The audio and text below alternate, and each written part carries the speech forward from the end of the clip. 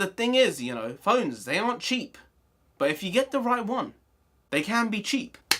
There comes a time in a person's life where one needs to get rid of the old and have in with the new. Unfortunately, I've been putting off this moment for approximately a year now, and at this moment in time, my phone is absolutely dead. It struggles to turn on.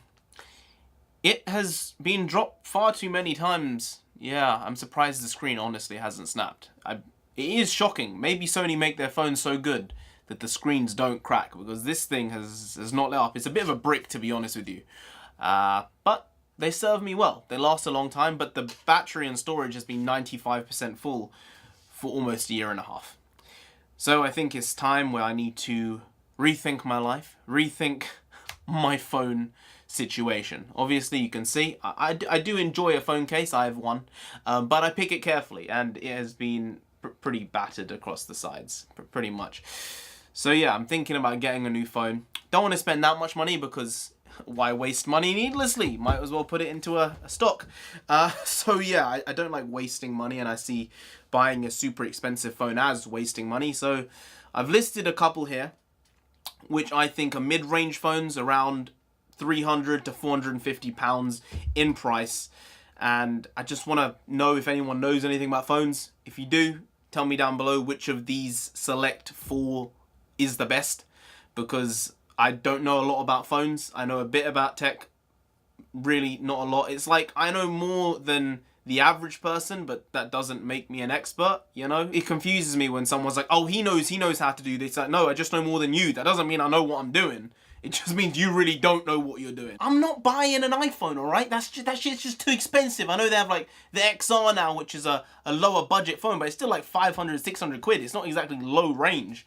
So no, I'm an Android guy through and through, I think. I'm not gonna switch to iOS just for the sake of it. So the first one on the list is the Honor View 20. Now this has a crazy camera on it, so I suppose especially for live streaming it would help in that regard. That way I don't need to have a proper setup. I can just have a tripod with the phone basically, and I can sustain that for quite a while by live streaming that way. It has a very good camera, good memory, good RAM. The Pixel 3a is the second phone on the list. I think that Google doing this is a good idea. They're really undercutting the market by putting such a good camera in such a cheap phone for $399. But the RAM is pretty small on it. Apparently it will have memory issues because of that long term. It doesn't have external memory, so you can't put a SD card in it or anything like that, which is why I do like the Sony Xperia XZ2 Premium. There we go. I got that out in 2 bits. Yeah, I think this is the one I'm probably going to go for. Sony, this is the thing. I understand now all those wasted hours in economics lessons and stuff and business lectures. Brand loyalty, I guess, is a thing, because the last couple of my phones have been Sony Xperias, and it seems like I'm leaning towards that one again, and my camera is also a Sony. So yeah, I guess somehow they have some sway over me there. It is odd. It is. It really shows that brand loyalty is still a thing in a way.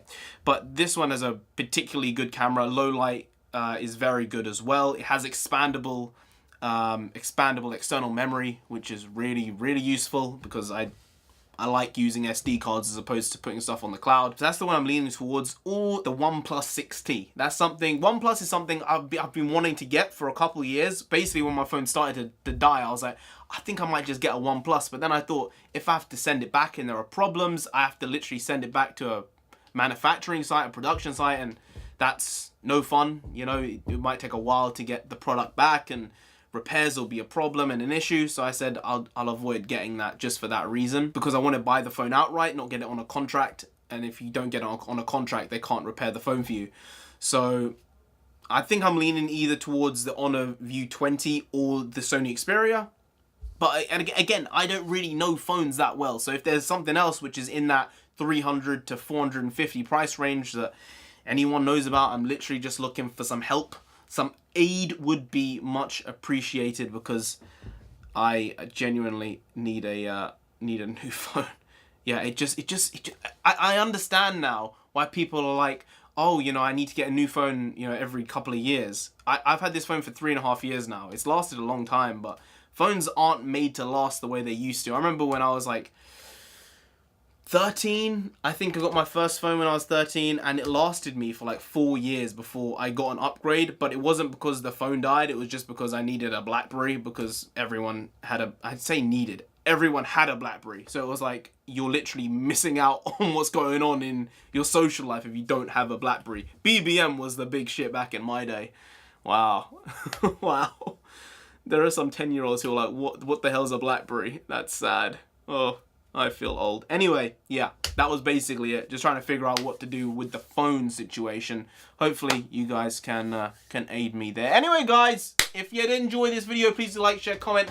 I don't know why you'd enjoy this. I'm literally asking you to help you give me your information. That way, I can learn more about something. But yeah, if you did enjoy the video, please do like, share, comment, and subscribe to the channel down there. If you didn't, then who knows? Maybe a Samsung will come after you. All right, not getting one of those. Not getting one of those. I mean, it's still the faultiness, the explosions of them. I don't like that. When the bloody phone exploded, that was not good. Sort of destroyed my trust in that brand.